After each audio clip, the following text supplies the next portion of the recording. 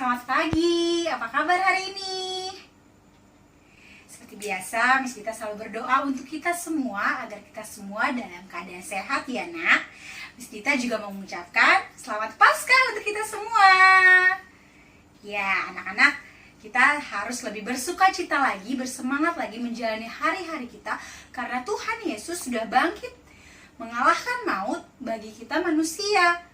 Dan untuk itu, Miss Dita mau mengajak anak-anak bernyanyi satu lagu, Sebab Dia Hidup. Pasti anak-anak sudah tahu lagunya. Yuk kita nyanyiin bersama-sama. Ini dia lagunya.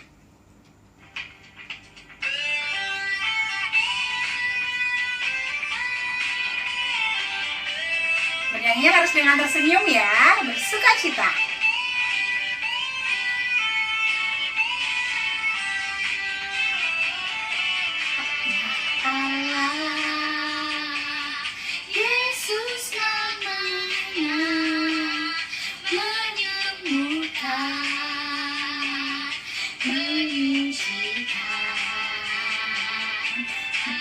Mati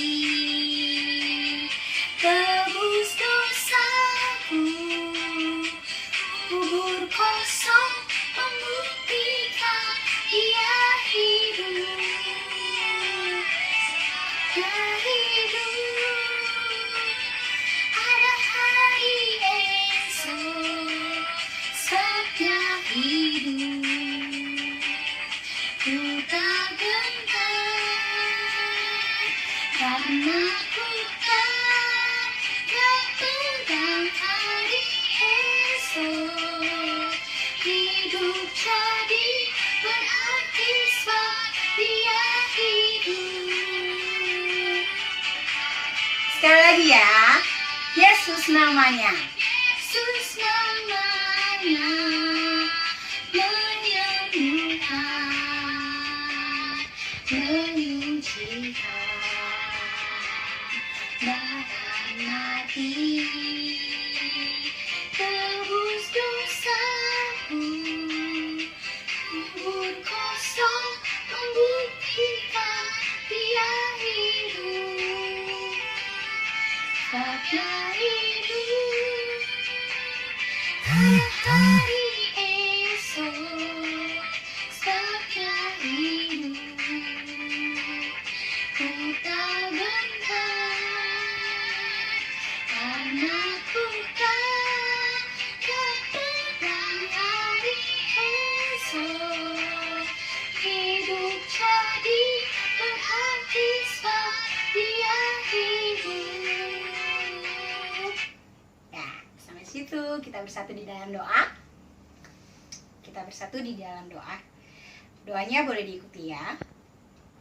Tuhan Yesus yang begitu mengasihi kami bersyukur Tuhan atas kasih Tuhan bagi kami.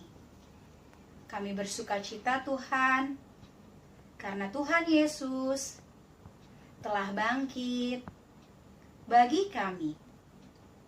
Dan saat ini Tuhan, kami rindu disapa firman Tuhan. Kiranya Tuhan memberkati kami agar kami mau mendengarkan dan melakukan firman Tuhan. Terima kasih Tuhan Yesus. Amin. Ya anak-anak, sekarang kita mau membaca firman Tuhan yang tertulis dari Lukas 24 ayat 1 sampai 12. Kita bacakan untuk kita semua ya. Tetapi pagi-pagi benar pada hari pertama minggu itu, mereka pergi ke kubur membawa rempah-rempah yang telah disediakan mereka. Mereka mendapati batu sudah terguling dari kubur itu. Dan setelah masuk, mereka tidak menemukan mayat Tuhan Yesus. Sementara mereka berdiri termangu-mangu karena hal itu, tiba-tiba ada dua orang berdiri dekat mereka memakai pakaian yang berkilau-kilauan. Mereka sangat ketakutan dan menundukkan kepala. Tetapi orang itu berkata kepada mereka, "Mengapa kamu mencari Dia yang hidup di antara orang mati? Ia tidak ada di sini. Ia telah bangkit.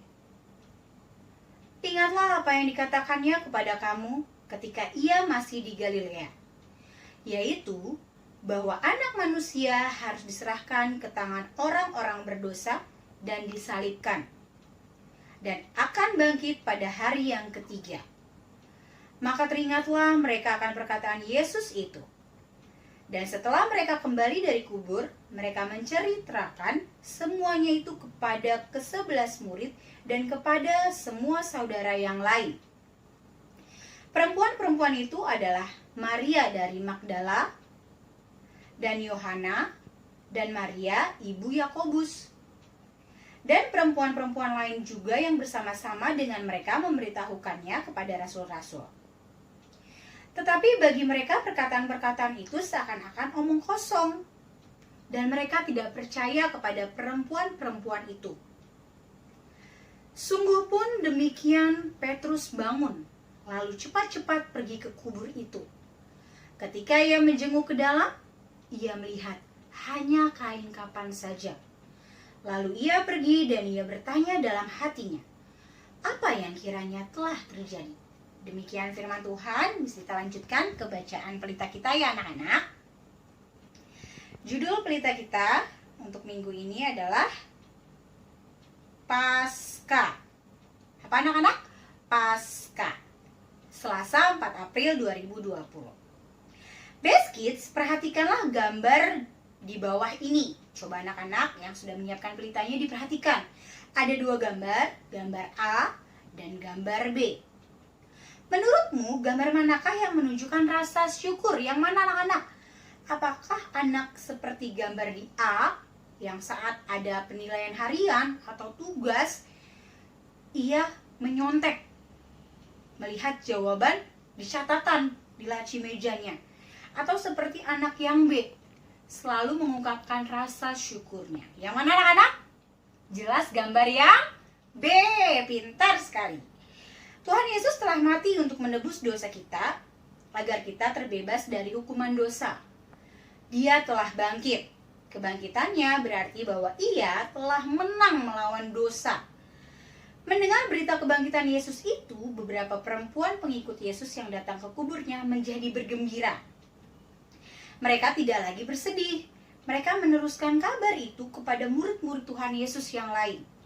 Best Kids, kita juga diajak mengucap syukur atas kemenangannya.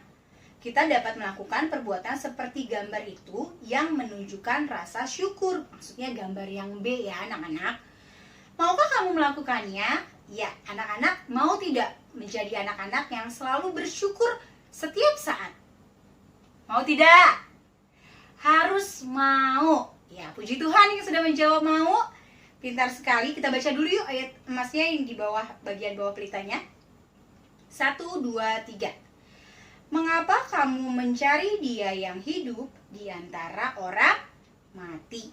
Iya, Lukas 24 ayat 5. Ya anak-anak, hari ini kita kembali diingatkan lagi untuk menjadi anak-anak yang selalu bersyukur dalam hal apapun. Pas sekali dengan kondisi saat ini, yang kita masih harus tetap belajar dari rumah, bekerja dari rumah, untuk orang tua, kita harus tetap bersyukur. Karena apa nak? Coba diperhatikan lagi, kehidupan kita yang kita miliki sampai saat ini, pasti masih banyak sekali berkat-berkat yang Tuhan berikan. Kita masih bisa bernafas, kita diberikan kesehatan, berkumpul bersama mama papa, orang-orang yang kita sayangi. Bahkan mungkin kemarin saat Paskah, kita tetap bisa beribadah bersama dengan orang yang kita sayang, meskipun hanya di rumah. Yuk anak-anak selalu bersyukur atas semua berkat yang Tuhan berikan kepada kita.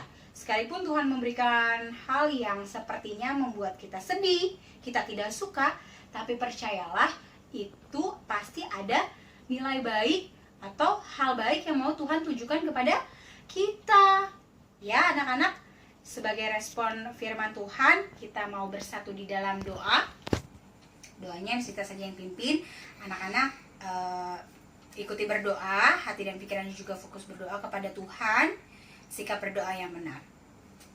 Kita bersatu di dalam doa ya nak.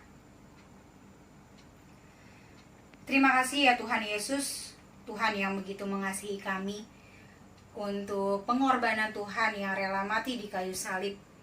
Tuhan mau menebus dosa-dosa kami anak-anak Tuhan dengan mati di kayu salib. Bahkan Tuhan sudah bangkit mengalahkan maut demi menebus kami dari dosa-dosa. Terima kasih Tuhan Yesus untuk pengorbanan-Mu. Ajari kami Tuhan, anak-anak Tuhan yang masih kecil ini, untuk dapat menghargai pengorbanan Tuhan di kayu salib dengan menjadi anak-anak yang selalu mengucap syukur dengan hal apapun yang terjadi di dalam kehidupan kami. Ampuni Tuhan kalau selama ini kami lebih memilih menjadi anak-anak yang lebih suka marah-marah, bersungut-sungut, mudah cemberut, patah semangat, bahkan melakukan hal-hal lain yang mendukakan hati Tuhan. Ampuni kami ya Bapa. Melalui firman Tuhan kami mau dikuatkan agar kami mampu melakukan apa yang menjadi kehendak Tuhan dalam hidup kami. Terima kasih ya Tuhan Yesus. Terima kasih juga untuk kesehatan yang terus Tuhan anugerahkan kepada kami, keluarga kami. Dan saat ini kami juga rindu berdoa untuk keadaan bangsa negara kami Tuhan, Indonesia, terlebih dunia ini juga Tuhan. Kiranya Tuhan yang pulihkan keadaan bangsa negara kami dan dunia ini Bapa. Jauhkan dari segala macam virus penyakit, agar kami boleh beraktivitas seperti sedia kala ya Bapa. Terima kasih Tuhan, kami juga rindu berdoa untuk setiap mereka yang dalam keadaan sakit ataupun lemah tubuh. Kiranya Tuhan yang tetap menyertai mereka dengan kesembuhan. Berkati setiap obat-obatan, makanan, minuman yang mereka konsumsi, dan tim medis atau keluarga yang merawatnya, agar mereka semua boleh mendapatkan kesembuhan, kesehatan kembali yang daripada Tuhan. Terima kasih ya Bapak, berkati kami juga yang akan melanjutkan aktivitas kami di rumah. Kiranya Tuhan yang tetap sertai kami, lindungi kami, agar kami dapat beraktivitas dalam perlindungan Tuhan. Terima kasih ya Bapak yang Maha Baik. Kami mau menyerahkan seluruh kehidupan kami ini Tuhan, hanya ke dalam tangan pengasihan-Mu saja. Di dalam nama Tuhan Yesus, nama yang indah dan penuh kuasa, kami berdoa dan mengucap syukur. Amin. Ya, terima kasih anak-anak sudah mengikuti renungannya dengan baik, dengan taat. Selamat beraktivitas, Tuhan Yesus memberkati. Dadah.